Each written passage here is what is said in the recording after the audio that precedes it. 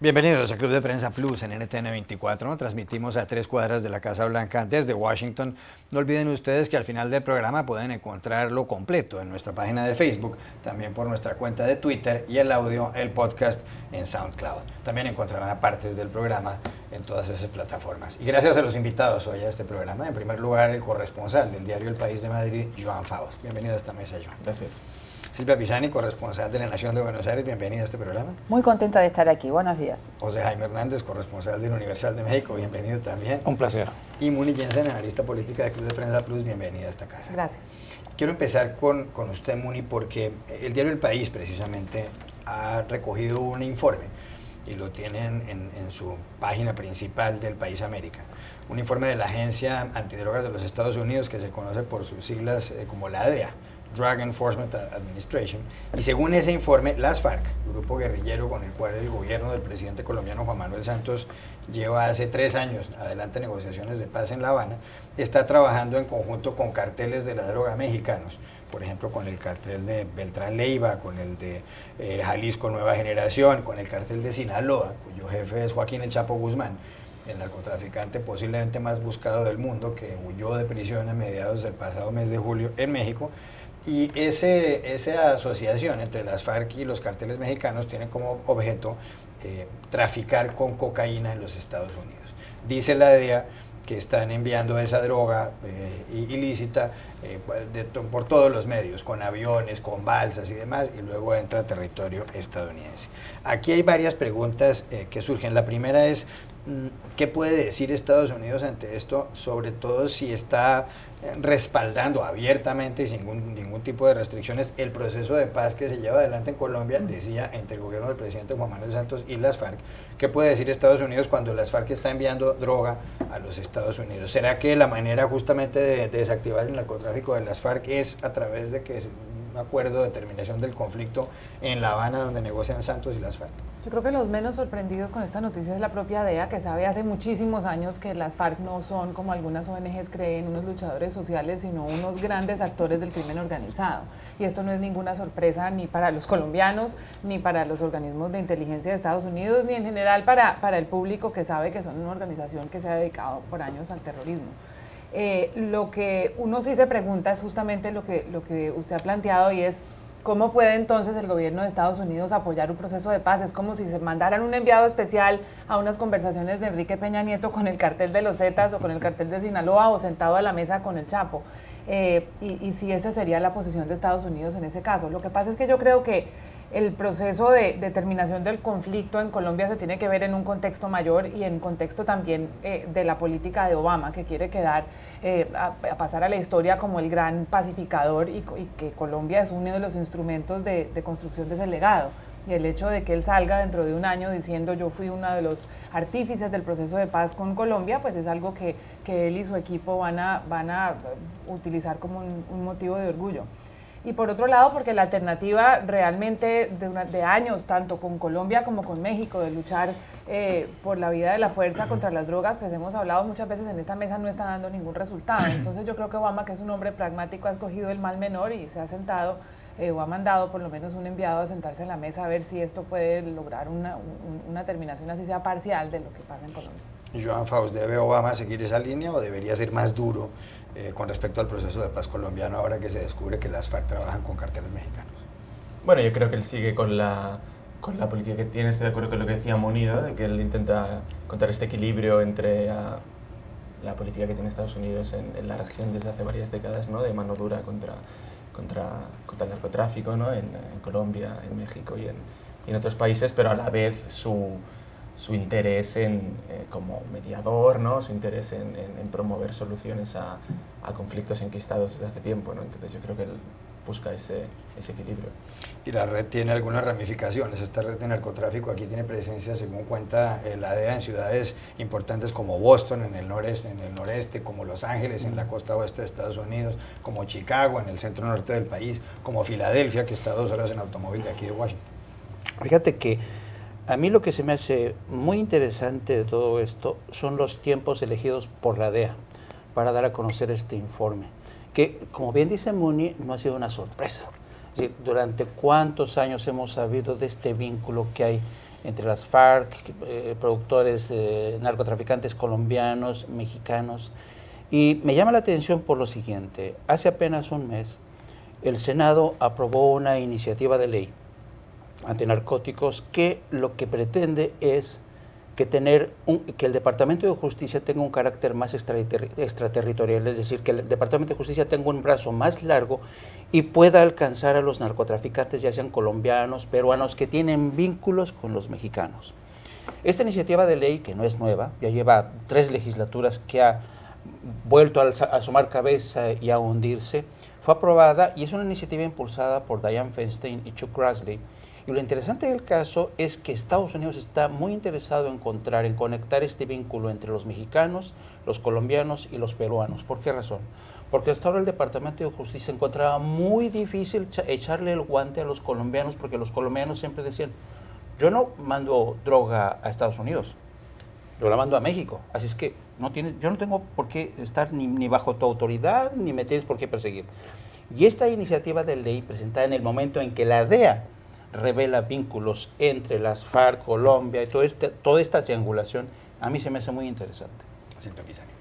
A ver, es curioso, es curioso, pero el tema es está muy bien planteado lo que dice Muni, o sea, es como que basta de hipocresía. La sorpresa es, caramba, todo esto lo sabíamos, pero son estos juegos de cartas o estas verdades que obligan a hablar a otros, que obligan a posicionarse, y creo que eso es lo que cambia el juego. Lo que menos estamos es sorprendidos. Pero dicho esto, dicho este informe de la DEA, es uno de esos informes que obligan a tomar posición. ¿Qué dice el gobierno de Colombia? ¿Qué dice el gobierno norteamericano? ¿Cómo afecta esto el proceso de paz? Es una verdad, es un as de espadas puesto sobre el tablero de cartas que obliga, sobre el juego de cartas que obliga a tomar posición. Coincido con Jaime. ¿Por qué tiran esta carta ahora? Uno es periodista y no puede dejar de hacerse estas preguntas. Hay veces que la administración norteamericana te sorprende, porque uno se pregunta esta cosa y resulta que el informe se conoce porque un burócrata vio que había que difundirlo tal día y lo difunde. O un periodista dice: no, en realidad es porque está este proyecto en el Senado, porque está el proceso de paz, porque hay interés en petardearlo. Son parte del mismo juego. Son todas preguntas. Lo que sí creo es que esto obliga a tomar posición. Y lo que me gusta de todo este asunto es lo que dijo Muni. A ver, ¿cuándo vamos a empezar a llamar a la FARC por su nombre y dejar de llamarlas como Fuerzas Armadas Revolucionarias para pasar a decir lo que realmente son? Porque luego, y la última, es que luego son muy buenos en marketing. ¿Ustedes vieron cómo se llama este cartel mexicano? Jalisco Nueva Generación, parece el nombre de una ONG. Y realmente son excelentes en marketing. Entonces, bienvenidos estos informes, por obvios que sean, porque por lo menos ponen las cosas en su lugar. Hay otro asunto que tiene que ver con México también y con la droga. Y es que el pasado jueves, la Corte Suprema Mexicana dio vía libre a que se pueda legalizar el uso de la marihuana en México con fines lúdicos, con fines recreativos, y siempre y cuando ahí no haya negocio, no haya ánimo de lucro. Muy bien. Eso favorece únicamente a los demandantes, a las personas que interpusieron la demanda ante la Corte Suprema Mexicana. Para que se convierta eso en jurisprudencia, para que se pueda aplicar en términos generales, hacen falta 4 fallos más, 4 fallos parecidos al que se dictó.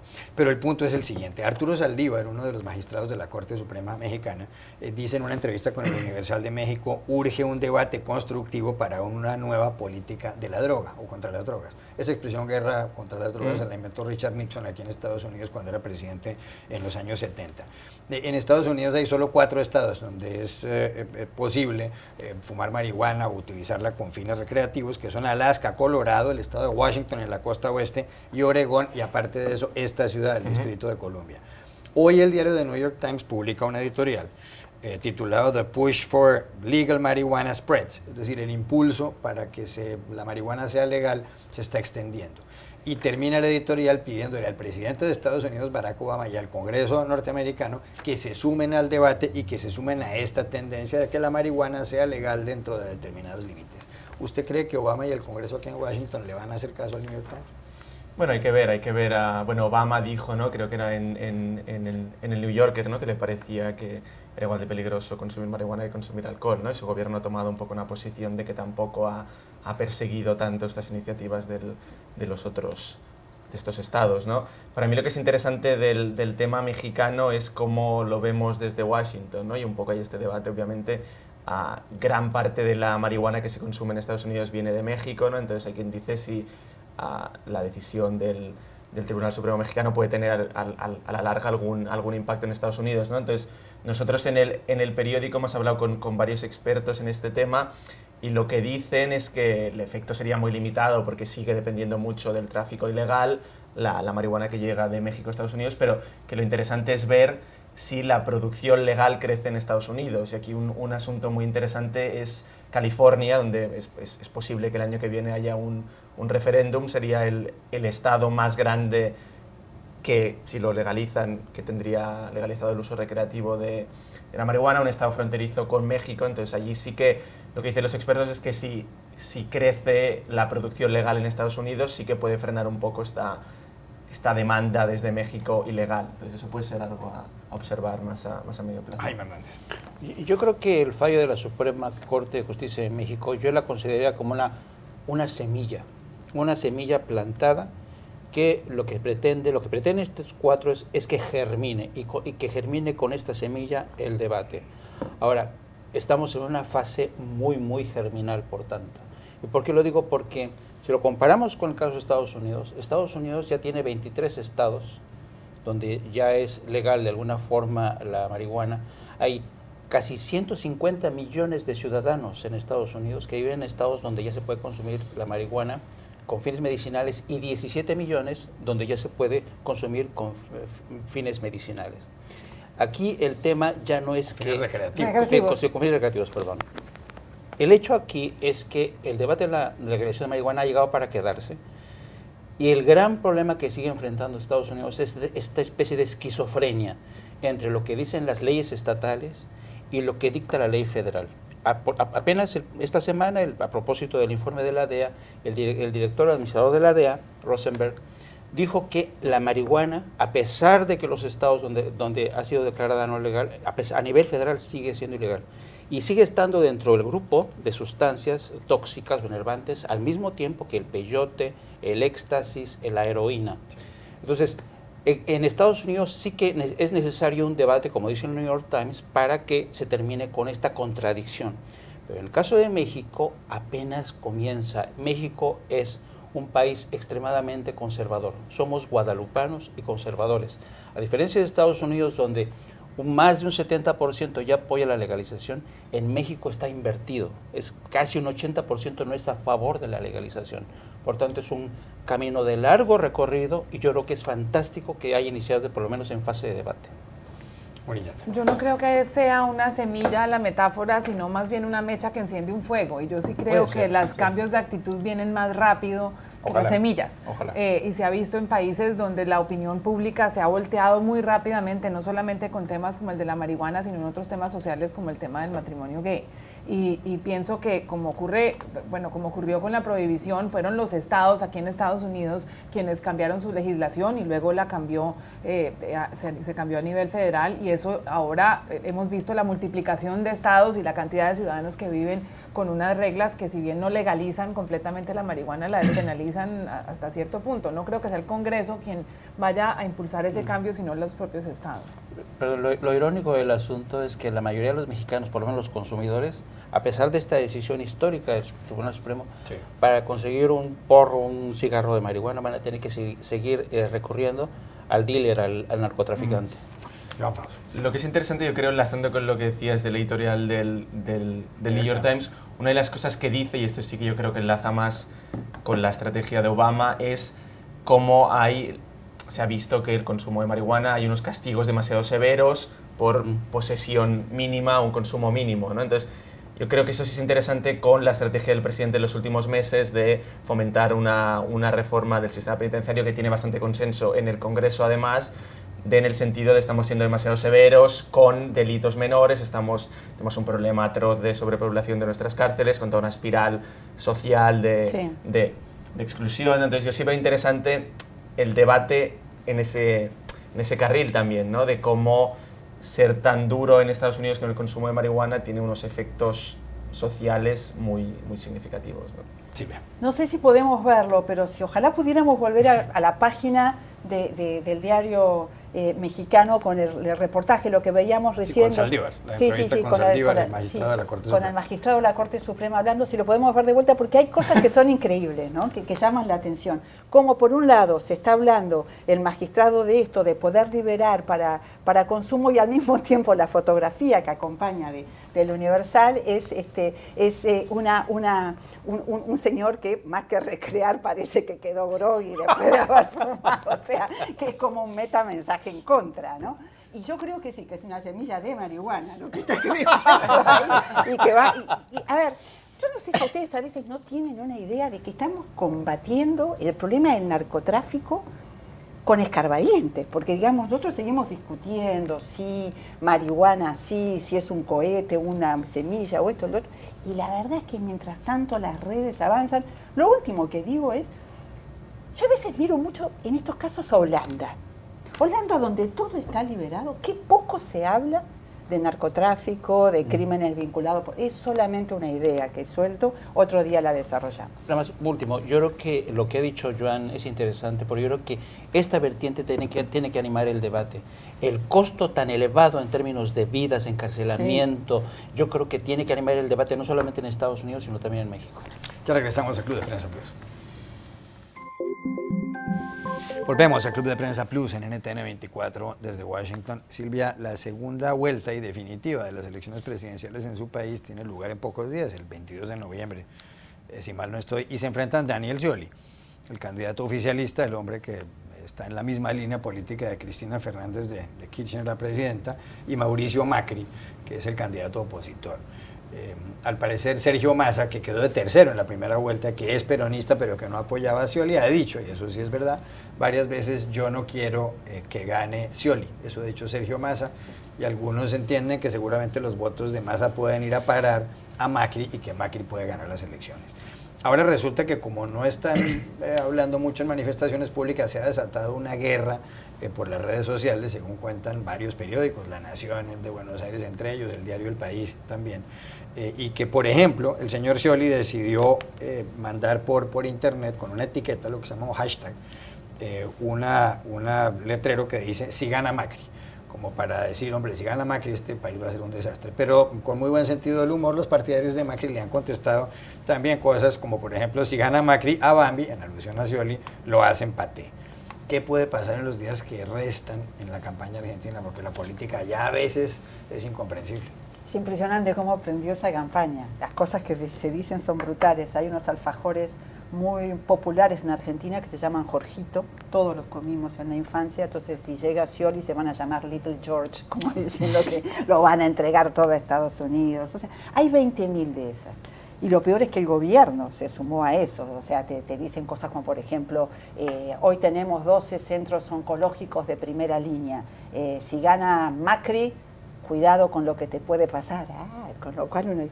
y hay respuestas muy buenas, como decir, bueno, la verdad, muchas gracias a todos los kirchneristas que nos alertan sobre lo que eventualmente puede llegar a pasar si gana Macri, porque lo que pasa cuando gana Scioli ya lo sabemos, porque es gobernador de la provincia de Buenos Aires, que si inunda le va mal.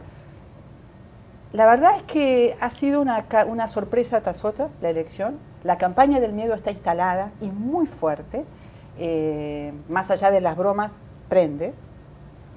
Con lo cual se abre una etapa muy interesante de cara al balotaje del próximo 22.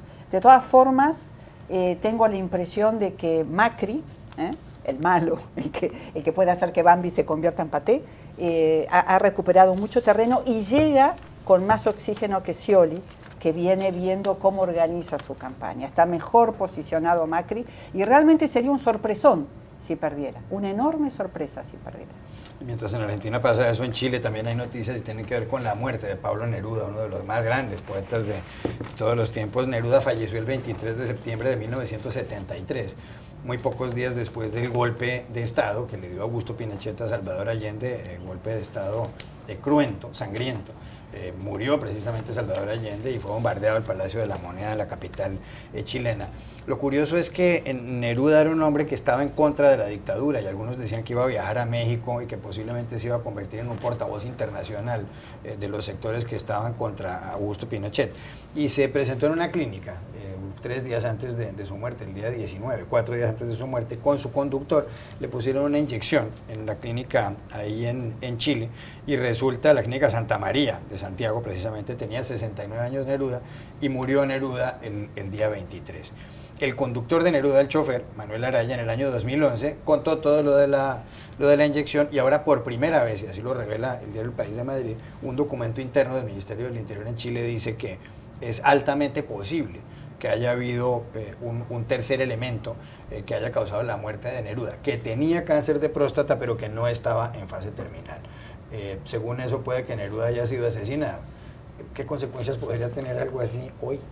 A mí me llama la atención que haya salido recientemente tanta información desde el gobierno chileno sobre lo sucedido durante la época de la dictadura y que estén como en una especie de campaña por la verdad. Recientemente conversamos aquí sobre Orlando Letelier, que también el gobierno chileno destapó unos archivos donde se muestra la vinculación de Augusto Pinochet en la muerte de este ex canciller.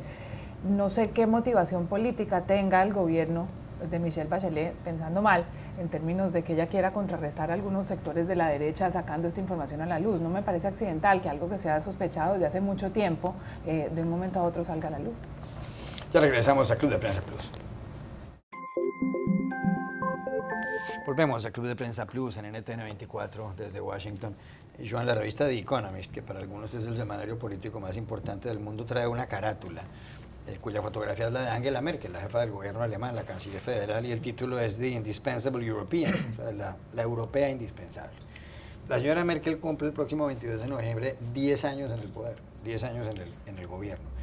Y advierte el Economist que realmente la administración de ella ha sido admirable. Cuenta lo siguiente el Economist en el editorial. Dice, en Francia, François Hollande, el presidente, ha renunciado a que su país encabece la Unión Europea, que sea la locomotora. David Cameron, reelegido triunfalmente en las pasadas elecciones en Inglaterra, dice el Economist, está transformando a la Gran Bretaña en la que pequeña Inglaterra. Matteo Renzi, jefe del gobierno italiano, está preocupado con la comatosa economía de ese país de Italia. Y dice que por otra parte, en cambio, la señora Merkel se ha crecido en todas las crisis. Ha logrado mantener el euro a pesar de la crisis en Grecia, ha logrado que se impongan sanciones a Rusia por los sucesos ocurridos en Ucrania. La península de Crimea terminó independizándose en parte por el impulso ruso. Ha abierto las puertas a los inmigrantes que están llegando desde Siria esencialmente.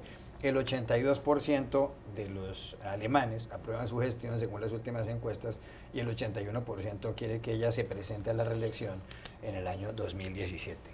¿Admira usted tanto a la señora Merkel como el Economist?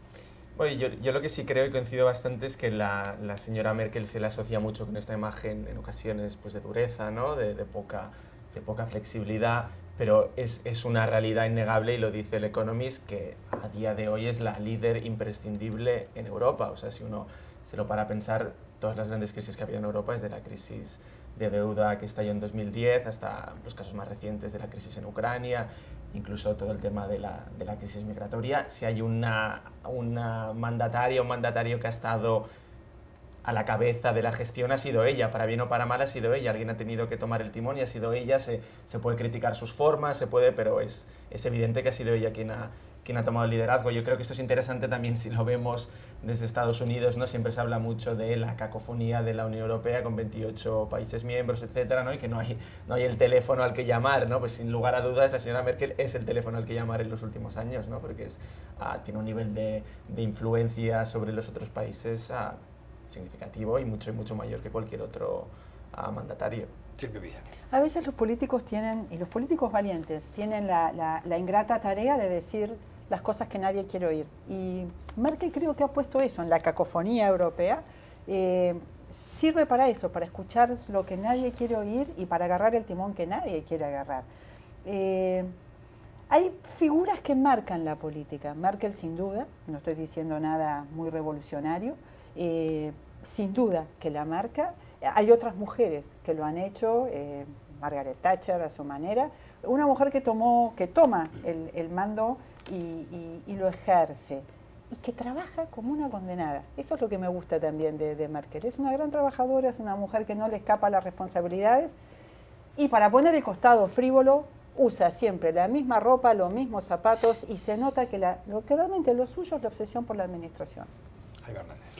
A mí me llama la atención del reportaje y sobre todo de la portada de Economist, esta excelente imagen, este retrato tan favorable que dan de Angela Merkel, porque es cierto, a nivel internacional la imagen de Angela Merkel es muy bueno.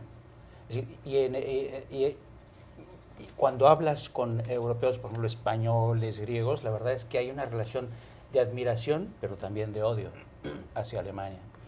Y cuando hablas yo tengo familiares en Alemania, y cuando hablas con ellos, te dicen, bueno, es que es interesante que tenga tan buena imagen fuera, y aquí dentro cada vez es más impopular. Hay quienes ya la odian por esta política tan generosa de asilo, y hay quien la siguen defendiendo, incluso ya la comparan con Teresa de Calcuta. Dicen que bueno que siga recibiendo a todos los refugiados que no quieren recibir, porque todos los refugiados al único punto que quieren llegar es a Alemania. Se han recibido ya 800,000 refugiados. La meta es que para el 2017 se alcancen los 3 millones.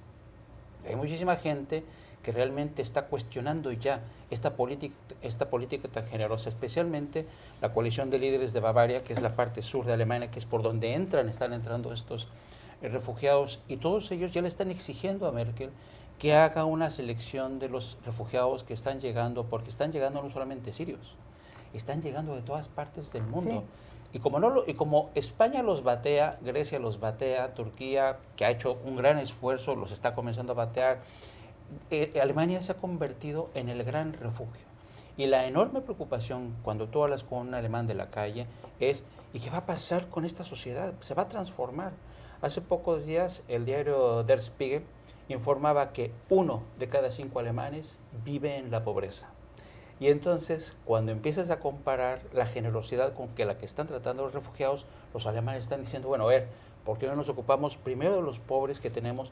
¿Por qué no nos ocupamos, por ejemplo, de los jóvenes españoles que están sin trabajo, los griegos? ¿Por qué tenemos que irnos y recibir a los sirios? Yo creo que, aunque es cierto que Merkel sigue gozando de un gran prestigio y una gran imagen a nivel internacional, la crisis de los refugiados le puede pasar una elevadísima factura en el mediano o largo plazo. Yo creo que los dos méritos más grandes de Angela Merkel es que ha estado parada firmemente en el centro y de ahí no se ha movido, y lo segundo es que no ha metido la pata en grandes proporciones, y yo creo que eso durante 10 años es una cosa difícil de sostener. En este momento ella parece estar jugándose su propio legado moral, tomando una posición como la que ha tomado con respecto a los refugiados, y quizás se le ha visto su lado humanitario y su lado de querer trascender a la historia, no solamente por estar parada en los hombros de la economía más poderosa de Europa, sino por ser quien les abrió la puerta a los desprotegidos y a los más necesitados. Quizás los desempleados en España pues viven en una casa y tienen comida y no tienen unos problemas inmediatos tanto como los refugiados que están llegando sin absolutamente nada. Cambio de asunto, hay elecciones presidenciales aquí en Estados Unidos dentro de un año, exactamente dentro de un año.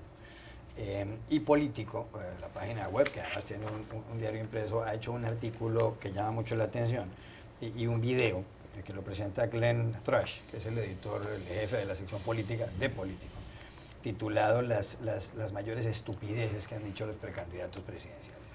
En el bando demócrata, por supuesto, la que está encabezando las encuestas es Hillary Clinton, y ahí en el segundo puesto está, por ejemplo, Bernie Sanders, un senador del noreste, y hay otros precandidatos. En el lado republicano están encabezando también las encuestas Ben Carson, el neurocirujano, Donald Trump, el multimillonario extravagante neoyorquino, y está también Marco Rubio, el senador cubanoamericano de la Florida, y está Jeb Bush, quien fuera gobernador también de ese estado. Bueno, los señores de Político han hecho un ranking de las mayores estupideces que se han dicho hasta ahora en la campaña. Primera estupidez, la de Bernie Sanders, el senador por el estado de Vermont, que en el debate con Hillary Clinton y los otros precandidatos demócratas, cuando se iba a hablar de el hecho de que Hillary Clinton había utilizado un servidor personal para enviar unos emails cuando era secretaria de Estado y no la cuenta oficial del Departamento de Estado, el señor Sanders dijo, sí, es verdad, la gente está aburrida de oír esta cosa de los emails, en este país a nadie le importan sus malditos emails. Por supuesto, Hillary Clinton le agradeció. Solemne estupidez en una campaña, porque le sirvió en bandeja de plata a la señora Clinton una victoria. Segunda estupidez en este listado de los señores de político, Donald Trump diciendo que los mexicanos que vienen a Estados Unidos muchos son violadores. Lo hizo cuando presentó su campaña. Dicen los señores de político que esto está quitándoles votos hispanos a los señores de las toldas de Trump. Tercera estupidez, Hillary Clinton en Iowa. Cuando le preguntan por el servidor, le dice a algún periodista si limpió el servidor. Y ella dice, ¿cómo? ¿Limpiarlo con un trapo? Pues como con un paño, como quien limpia un computador, un ordenador. Y se burlan de ella porque dicen, ella jamás en su vida ha limpiado absolutamente nada con seguridad. Cuarta estupidez, todo lo que dice Ben Carson, el neurocirujano republicano, que hace unos años dijo, por ejemplo, que las pirámides de Egipto no habían sido construidas como tumbas de los faraones, sino para guardar granos, para guardar trigo y cebada y demás. Y quinto, muchas cosas que dice Jeb Bush. ¿Cuál le parece la mayor de las estupideces de esta campaña? Discrepo con una, o sea, pero bueno, que cuando lo decías no podía dejar de pensar en otras y es imposible no acordarse. Por ahí no son de esta, pero de la anterior. Me acuerdo de Rick Perry diciendo, y le voy a dar 3 razones por las cuales no estoy de acuerdo. 1, 2 y no me acuerdo. O sea, me pareció espectacular eso. O sea, y son increíbles. Excelente la idea, la saludo a la idea de decir, de guardar las estupideces. Vivimos escuchándolas. No hay forma de borrarlas. Yo creo que faltó una sexta, que es Hillary Clinton, cuando se le preguntó por la pobreza y la desigualdad, que dijo, sí, sobre ese tema he hablado con Bono. Bono, el cantante de YouTube, multimillonario, y quizás no ha vivido en carne propia lo que ha sido la pobreza y la desigualdad. José Jaime Hernández. A mí lo que me sorprende de esta, digamos, colección, yo lo pondría en otro contexto, específicamente en el bando republicano. Hace poco, creo que esta semana o la semana pasada, el diario The Wall Street Journal publicaba un sondeo de opinión entre la base republicana y el 71% de la base republicana se siente fuera de lugar en este país. Siente realmente que ya no pertenece a este país, no le gusta la dirección en la que está avanzando en este país. Y por eso, cuando tú te encuentras con este grado de rabia y descontento entre la base conservadora y del hombre blanco, que ya se ve rodeado por minorías como la hispana, asiática, negra, la comunidad gay, donde Dios ya no manda como antes en las instituciones públicas, los republicanos están realmente con una rabia tremenda. Y es entonces cuando la estupidez se abre paso y es bienvenida. Cuando se cae la máscara de lo políticamente correcto y les encanta. Donald Trump, los violadores, como decía Moni en una conversación, es que desde que se cayó lo políticamente correcto parece ser que ya se vale todo contra los inmigrantes, contra las minorías. Y esa es la parte que a mí más me preocupa. Es interesante esto de un poco de cómo enlaza con este desafecto con el status quo, ¿no? Que es lo que alimenta a Trump y a Carson, ¿no? Y de hecho ellos dos se jactan de no ser políticamente correctos, lo han dicho públicamente, ellos destacan que ellos no son así, que ellos no son políticos. Entonces, para mí es interesante que te has comparado con otras campañas más recientes, el dominio que están teniendo estos outsiders, que yo creo que si no hablaran tan claro no serían outsiders. Entonces, un poco como que tienen que hablar de este modo y no cortarse la lengua, digamos. Pero es que no es solo lo que dicen, es también cómo lo dicen. Yo los desafío, escúchenlo a Carson 5 minutos seguidos y díganme si no se quedan dormidos. Es un arrullo como habla. Pero sí son distintos, porque Trump habla con aire de grandeza y es arrogante, y Carson dice con suavidad cosas bastante alarmantes también, pues las dice como como que no dice, serpientes. Como que no dice nada. Sí. Y Jensen, ¿para quién fue esta semana una semana fatal, una semana nefasta? Fue una muy mala semana para Pablo Iglesias, el secretario general de Podemos en España, que le fue bastante mal en las últimas encuestas. Pablo Iglesias, que era supuestamente quien recogía toda la indignación y el descontento en ese país, en este momento estaba con una popularidad de alrededor del 10%, 14%. Está de cuarto en las encuestas y parece que se le ha acabado la gasolina. Causas hay muchas, tanto algunos piensan que ha agotado su propio mensaje, que no ha sacado ninguna propuesta nueva, que algunos escándalos de sus miembros de su equipo, como Juan Carlos Monedero, relacionado con asesorías al chavismo, le han dolido, y que realmente no ha logrado aglutinar un grupo de votantes coherentes y consistentes, sino que es una coalición bastante frágil. José Jaime Hernández, ¿para quién fue esta semana? Una semana nefasta, una semana fatal. Yo creo que ha sido una mala semana para el presidente de México, Enrique Peña Nieto, en esta semana en la que la Suprema Corte de Justicia de la Nación ha emitido una resolución para declarar como inconstitucional el hecho de que 4 personas no tengan derecho a cultivar, consumir marihuana. Y aunque es el inicio de un debate que comienza, a mí me sorprendió la reacción del presidente con un poco de recelo, de temor. Él mismo ha confesado que es su convicción personal, él no está de acuerdo con un proceso de legalización de la marihuana. Pero yo creo que el presidente se olvida que es presidente de todos los mexicanos y que tendría que haber mostrado más sensibilidad para impulsar un debate que en términos de costos de vidas, de una política, de una guerra contra las drogas fracasada, yo creo que el presidente tendría que impulsar, colocarse a la cabeza de un debate con una mayor muestra de sensibilidad hacia los miles de personas que han sufrido esta era prohibicionista, que por cierto en Estados Unidos está a punto de terminarse. Silvia Viceni, ¿para quién fue esta semana? Una mala semana, una semana nefasta. Mala semana, una vez más, para Jeb Bush, el candidato republicano que está intentando tener identidad, crecer y plantear un mensaje para aspirar a la presidencia. En Argentina a veces decimos que cuando alguien tiene mucha mala suerte, si sos dueño de un circo, se te amansaron los leones, y parece que le está pasando esto. Es decir, vemos los informes de él que hablan como cómo resiste la campaña, y nos enteramos de que no le leen los diarios, no le dan las encuestas, no le dan información para que se le mantenga el buen humor, y como si fuera poco, se le amansaron los leones, y aparece el padre, el expresidente 41, George Padre Bush, diciendo que en realidad su hijo George Bush no era el que mandaba, que en realidad estaba mal asesorado y manejado por quienes fueron su secretario de Estado en su momento, secretario de Defensa, vicepresidente Dick Cheney y Donald Rumsfeld. Siempre se habló en los Bush de quién mandaba, si el padre, si el hijo. Lo menos que necesitaba Jeb Bush era George padre diciendo, en realidad no mandaban mis hijos. De verdad, pobre Jeb Bush, hay que mantenerse en campaña así. Joan Faust, ¿para quién fue esta semana una semana nefasta?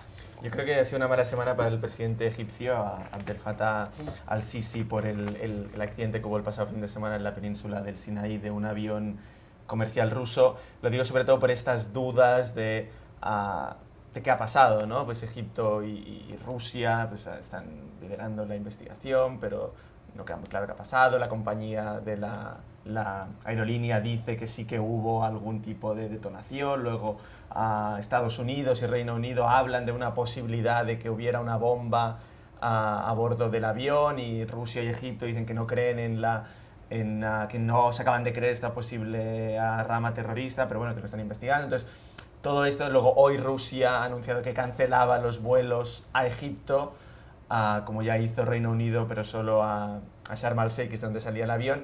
Y yo creo que es una mala semana porque obviamente Egipto, con todos los problemas que ha tenido en los últimos años, lo último que necesita es, en su intento de al-Sisi de mostrarse como un presidente serio y estable, tras llegar al poder con un golpe de Estado, lo último que necesita es que que su imagen de su país se dañe aún más, que no vayan turistas, que la seguridad de inversores que quieran ir allí pues se desplome. Entonces, obviamente, todo este tema y cómo lo está gestionando, no creo que le haga ningún favor, la verdad.